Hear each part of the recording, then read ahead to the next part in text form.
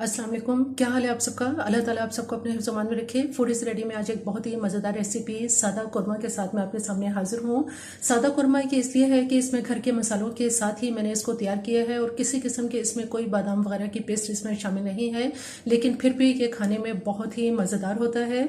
इससे पहले कि ये इंतहाई मज़ेदार सादा कुरमा किस तरह से तैयार होता है, मेरे चैनल को अगर आपने सब्सक्राइब नहीं किया तो मेरे चैनल को ज़रूर सब्सक्राइब कीजिए, लाइक कीजिए और शेयर कीजिए। आइए चलते हैं, देखते हैं कि ये इंतहाई मज़ेदार सादा सा कुरमा किस तरह से तैयार होता है। बिस्मिल्लाहिर्रहमानिर्रहीम।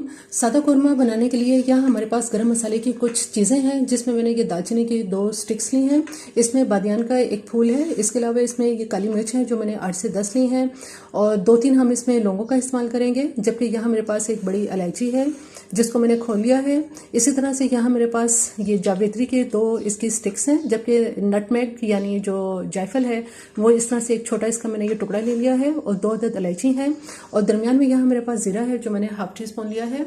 इन तमाम चीज़ों को सबसे पहले तो ब्लेंडर में हम इसको ऐसा करेंगे कि जो छोटा कॉफ़ी ग्राइंडर होता है उसके अंदर इसको मैं इन सब चीज़ों को ग्राइंड कर लेती हूँ।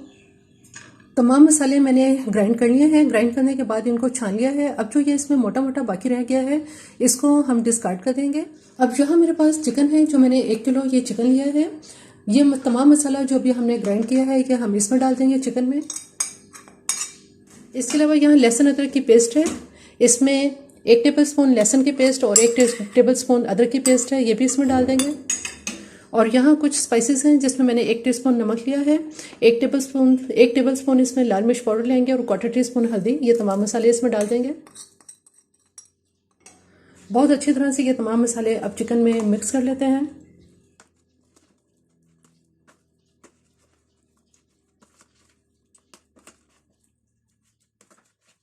तमाम मसाले चिकन में अच्छी तरह से मिक्स कर लिए हैं। अब इसको मैरिनेट करके कुछ देर के लिए फ्रिज में रख देते हैं। अब यहाँ एक पैन में इस तरह से करेंगे कि इसमें हम सबसे पहले ऑयल डाल देंगे। आधा से पौना कप तक इसमें ऑयल डालेंगे। ऑयल को अच्छी तरह से तेज गर्म कर लेते हैं। ऑयल गर्म हो चुका है, इसको हम चेक कर लेते हैं। अब यहाँ पे मेरे पास प्याज है, ये मैंने 2 बड़े साइज की प्याज ली थी जिनको स्लाइस में इनकी कटिंग कर ली है। ये सारी प्याज हम इसमें डाल देंगे।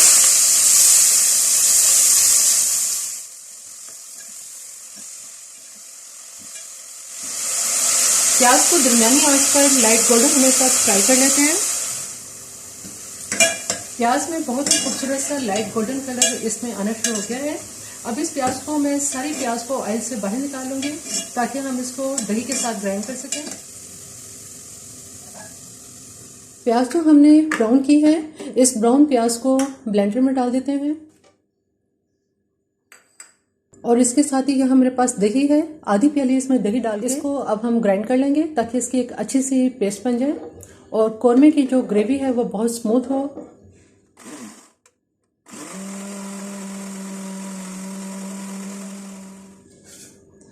प्याज और दही की जो पेस्ट है इसको एक बाउल में निकाल लेते हैं और अभी इसको एक तरफ रख देते हैं। यहाँ मैंने दोबारा से इसका फ्लेम ऑन कर दिया है, ऑयल गर्म हो गया है। अब इसमें यहाँ मेरे पास तेजपात हैं, ये तेजपात इसमें डाल देंगे। ज़रा सा तेजपात को इसमें ऑयल के अंदर गर्म करने के बाद जो मैरिनेटेड चिकन हमारे पास है ये सारा चिकन इसमें डाल देंगे।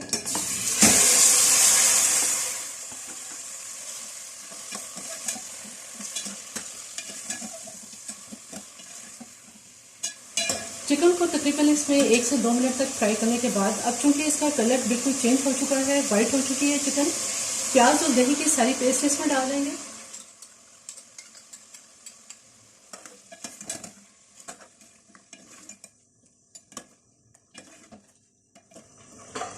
बहुत ही हल्की आंच पर इसको कुछ देर के लिए पकाएंगे। चिकन को अब चेक कर लेते हैं। जो दही का पानी था वो इसमें ऑलमोस्ट बिल्कुल खुश्क होने वाला है, ऑयल इसके किनारों से निकल आया है, लेकिन चूंकि अभी जो चिकन है ये कच्चा है इसलिए इसको हम गलाने के लिए ऐसा करेंगे कि इसमें 2 गिलास पानी डाल देंगे। इसी में अब ये चिकन गल जाएगा और जितनी हमें कौरमे के लिए ग्रेवी चाहिए वो ग्रेवी इसमें बाकी रह जाएगी।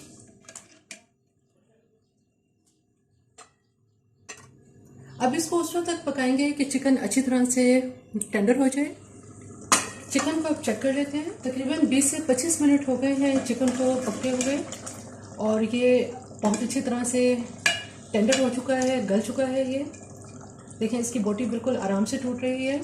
अब हम इसमें ऐसा करेंगे कि यहाँ मेरे पास हरी मिर्चें हैं, जो मैंने 2 हरी मिर्चें ली है और इनको काट लिया है। ये इसमें डाल देंगे। 1/4 टीस्पून इसमें पिसा हुआ गरम मसाला और जूलियन कटिंग में थोड़ा सा इसमें अदरक डाल देंगे और 5 मिनट के लिए इसको दोबारा से दम पे रखेंगे। जब ये ठंडा होगा तो इसमें जो हमने ऑयल डाला है ये खुद ब खुद ऊपर आ जाए। अभी इसमें चूँकि गर्म है इसलिए इसमें ऑयल ज़्यादा नजर नहीं आ रहा। 5 मिनट तक हल्की आंच पे दम पे रखने के बाद अब मैं इसको डिश आउट करती हूँ। आप देखें कि इसमें जो ऑयल है ये आहिस्ता आहिस्ता ऊपर आना शुरू हो गया है। हल्की आंच पे रखा था तो इसमें ऑयल आना शुरू हो गया है।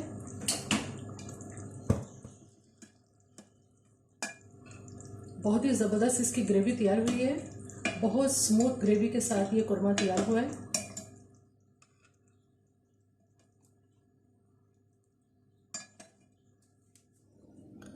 थोड़ी सी जूलियन अदरक इसके ऊपर भी हम स्प्रिंकल कर देंगे।